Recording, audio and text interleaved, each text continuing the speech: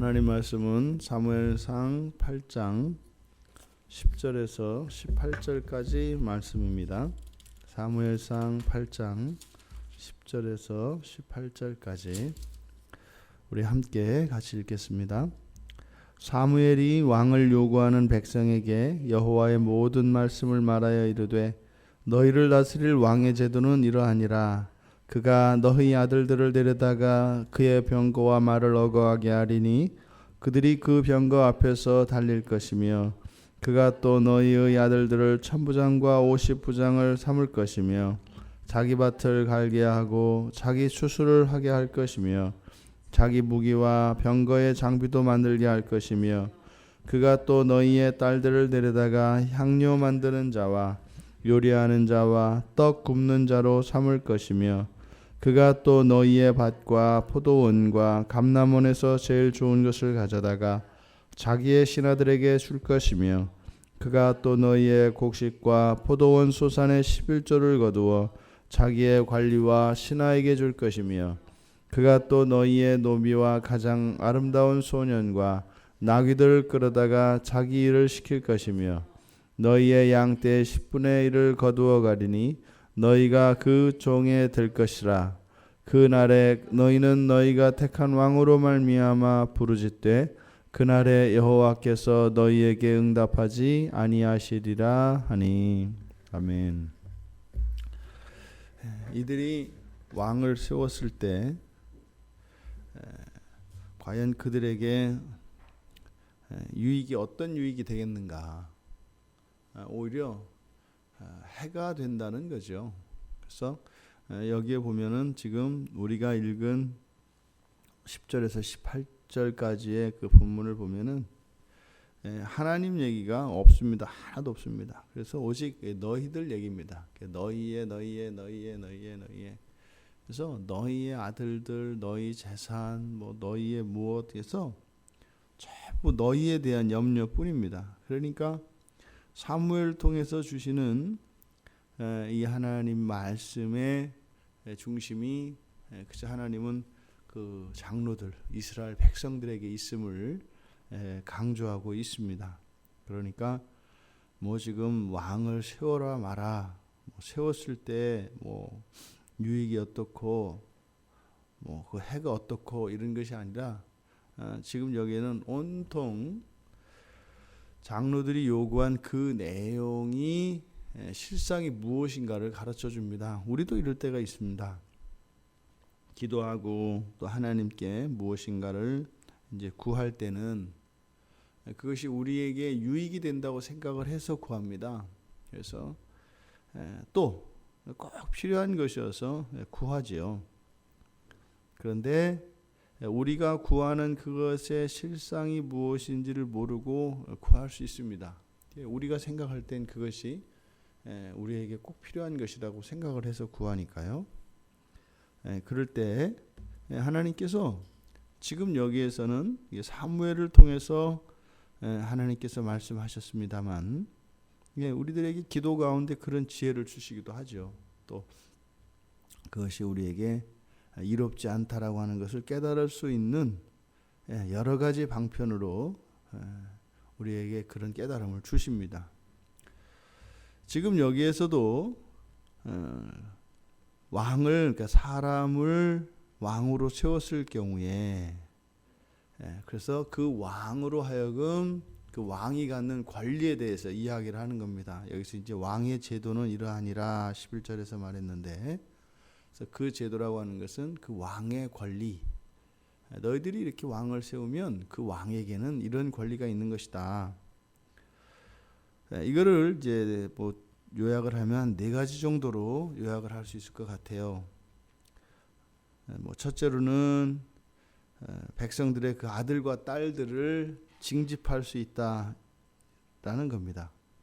그러니까 아들, 딸들을 그냥 마음대로 데려다가 사용할 수 있는 권리가 왕에게는 있다. 근데 여기서 이 아들과 딸들을 데려다가 뭐 말을 어거하게 하고 그 앞에서 달리게 하고 뭐 50부장, 뭐 1000부장을 삼고 밭을 갈게 하고 뭐 하는 이런 내용들이 우리가 이제 상식적으로 생각을 하는 뭐 예를 들어서 우리나라 같은 경우도 젊은 청년들은 그 병역의 의무가 있지 않습니까? 그래서 뭐 군대에 간다든지 또 뭐 이렇게 공무원들이나 뭐 이런 것으로 이렇게 채용이 되어지고 하는 이런 정상적인 그런 절차를 이야기하는 것이 아니라 여기서는 철저히 개인적이고 이런 사적인 목적을 위해서 동원되고 이용되는 걸 말합니다. 그러니까 천부장 50부장이라는 것도 뭐 그래서 나라의 무슨 지도자가 되거나 이런 것이 아니라 그 왕 개인의 사사로이 그렇게 사병화되어지는 그런 것들을, 그러니까 지금 여기에서 쭉 열거하는 것은 정상적인 어떤 조세제도나 이런 국가에 내는 뭐 이런 것이 아니라 왕 개인에게 그렇게 사용될 수 있다라고 하는 것을 열거하고 있습니다. 그러니까 아들과 딸들이 징집될 수 있고 개인적인 목적으로, 그리고 또 14절부터는 14절에서 17절 상반절까지 보면은 재산이죠.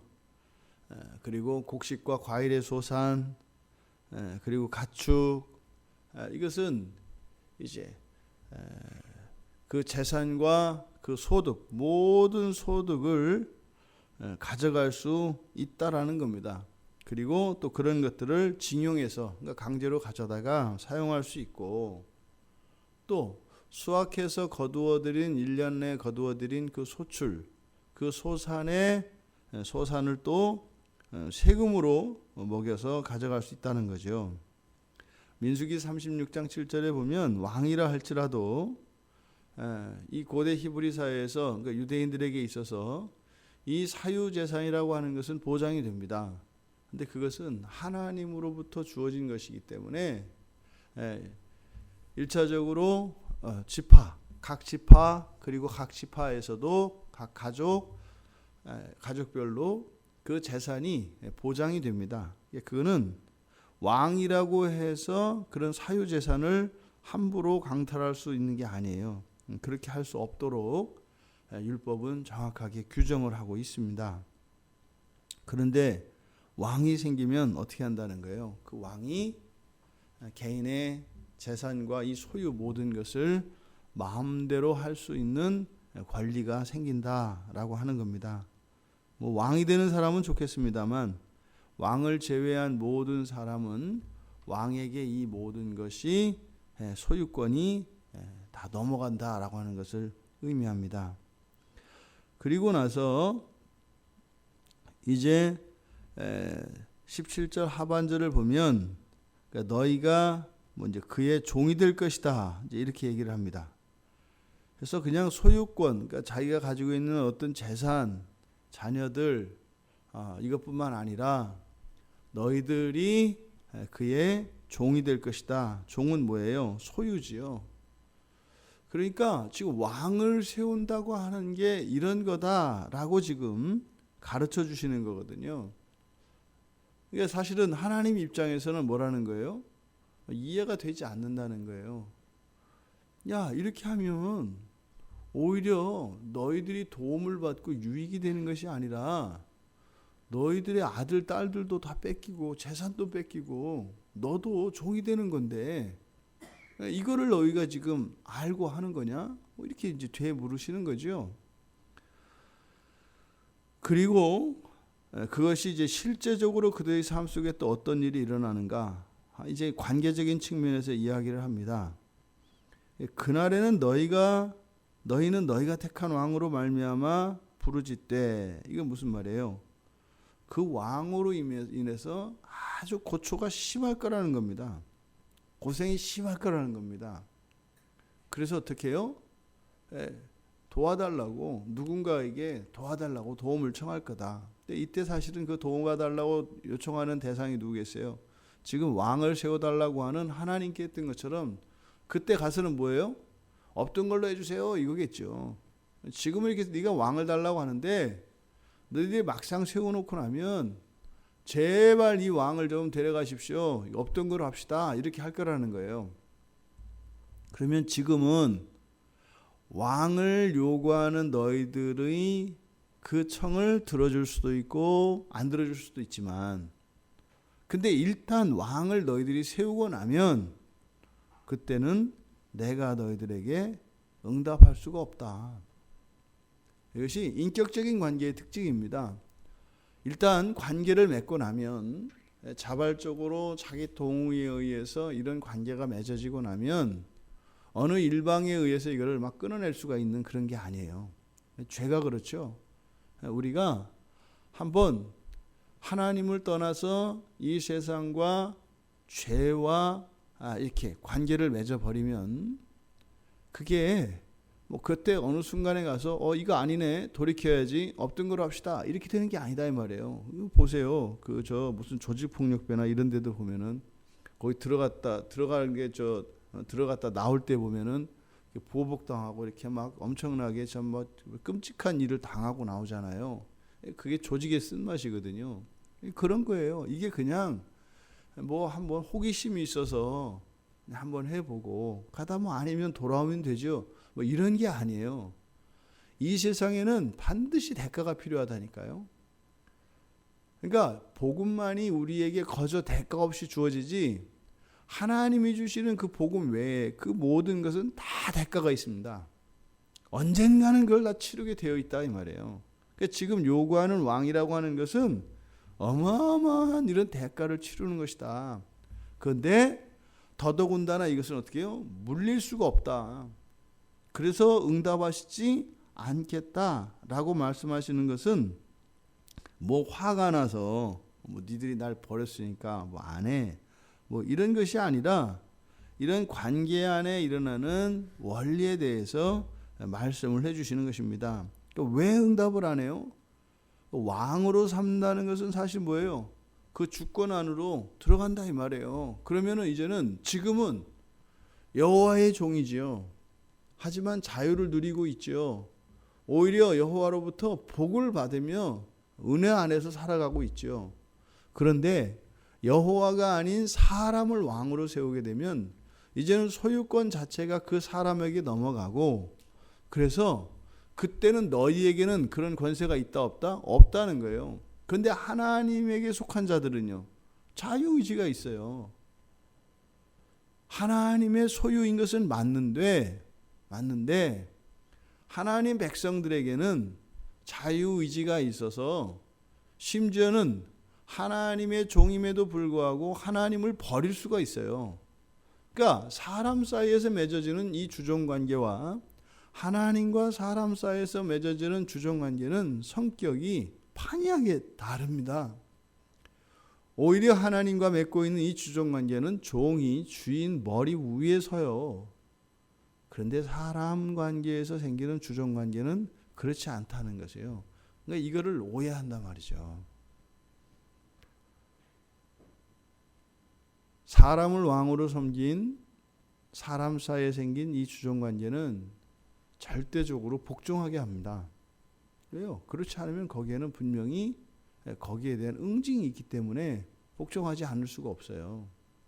그게 현실적으로 유리하니까. 그런데 하나님 사이에서 맺어지는 이 관계는 절대적으로 복종하는 게 아니라 하나님을 만만하게 본단 말이에요. 이게 딜레마입니다. 그러니까 지금 이렇게 하나님을 버리겠다고 지금 난리를 치는데, 그때 가면은 그렇게 될 수 있는 것이 아니다. 그리고 사실은 여기서 쭉 열거하신 이런 말씀들은 이게 지금 뭐 이스라엘 그 장로들의 생각을 바꾸려고 그 요구를 철회하기 위해서 이렇게 하는 것이 아니라, 사실은 그때 당시 그 주변 국가에서 시행되던 그 왕정, 이런 왕정의 실상을 지금 이야기해 주시는 거죠. 그러니까 이들이 정말 원하는 것은 한마디로 몰라도 너무 모르고 너희들이 지금 요구한다. 그러면 이제 어떻게 해야 돼요? 말을 들어야죠. 아, 그렇구나. 이거 하면 안 되는 거네. 감사합니다. 이렇게 해야 되는 거잖아요. 근데 뭐 그거는 이제 뒤에 가서 얘기하기 하고.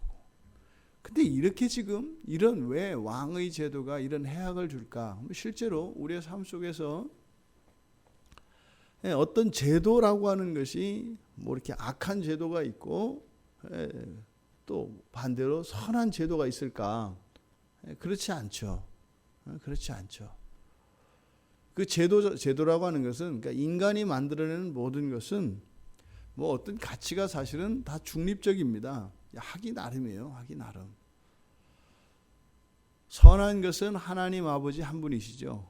그래서 선하다라고 하는 것은 하나님으로부터 근원하는 것이거나 하나님을 지향할 때 적용되는 말입니다.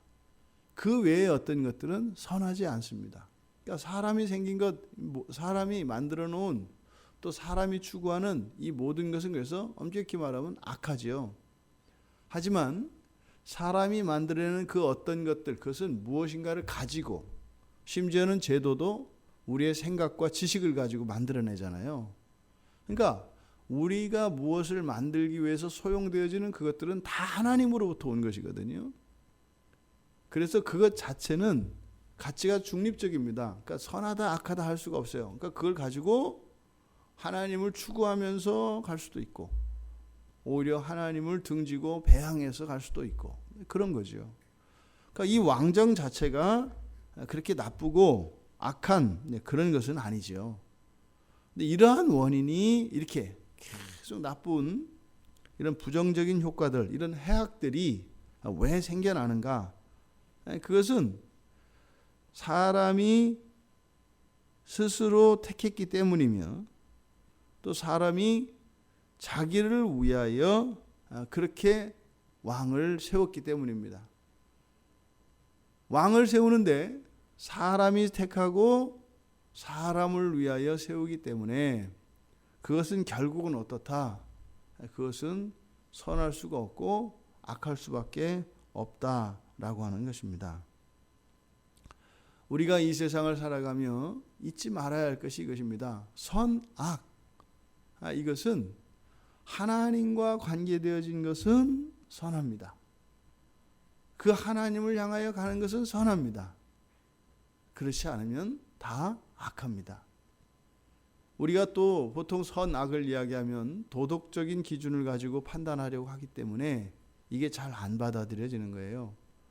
우리가 선악을 결정하는 것은 절대 선이신 하나님. 그러니까 우리가 보통 이야기하는 선악이라고 하는 것은 기독교 안에서 절대 선과 절대 악을 이야기하는 것입니다. 우리의 신앙생활과 일상의 모든 것이 그래서 먹는 것과 마시는 것까지 하나님의 영광과 영광에 기여하는 것이 아니라면 악하다라고 이야기를 하는 거예요. 도덕적인 선도 하나님 앞에서는 하나님을 향하여 하나님을 추구하는 것이 아니라면 악이 된다는 거예요. 이거 바꿔 말하면 뭐예요? 예수를 믿지 않고 정말 하나님께 의지하지 않으며 가지고 있는 인간적인, 인격적인 그 모든 덕성들과 좋은 장점들도 다 뭐라는 거예요? 다 악이라는 거예요. 이게 무슨 억지 주장인 것 같고 일방적인 것 같지만 성경이 우리에게 가르치는 바가 그렇습니다. 하나님 없는 부귀영화, 악이라는 거예요. 하나님과 함께하는 절대 빈곤과 고통, 이거는 선이라는 거예요. 그러니까요, 왜 이게 선이냐, 왜 이게 악이냐 따질 것이 아니라 그것은 바로 뭐예요? 하나님의 절대 주권을 이야기하는 것입니다. 성경이 가르친 바는 그게 가장 안전하다라는 거예요. 누구에게? 나에게. 그거는 믿음으로 받아들이든지 아니면 살아서 경험해서 알든지 둘 중에 하나입니다. 그래서 믿음으로 받아들이든 그것을 자기가 직접 살고 경험해서 그것을 몸으로 체험하여 알든 그거는 각자에게 판단에 맡겨져 있습니다. 지금 이스라엘 백성들에게 그 결정권이 주어져 있습니다. 너 이러한데 너희들이 그럼 그냥 그대로 왕을 세우겠느냐? 우리가 일상을 살아가며 이런 판단을 하라고 하나님께서 우리에게 기회를 주십니다. 괜찮습니다. 뭐 이렇게 시행착오를 거치면서 우리가 또 이렇게 자라가는 거니까. 하지만 어떻다? 하나님 말씀에 순종하지 않으면 우리는 절대 악을 경험하게 되어 있다. 근데 이 절대 악을 경험한다는 것은 일시적이고 단순한 고통만을 의미하는 것이 아니라 우리가 또 그러면 더럽혀지고 또 회복되어져야 할 무엇이 또한 생긴다는 것을 의미합니다. 그래서요, 우리가 더 큰 은혜를 누리고 하나님의 특별한 사랑을 받는 것 중요합니다. 하지만 반대로 필요 없는 고통을 감수해야 되고 필요 없는 이런 부패와 타락을 경험하는 일들이 없어야 할 것입니다. 오늘 하루 우리가 하나님 말씀에 순종하며 절대 선을 향하여 지향하고 판단하고 살아가는 그런 사건들이 있을 겁니다. 또 반대로 절대 악을 향하여 의지적으로가 아니라 아주 자연스럽게 또 가는 그런 것이 있을 것입니다.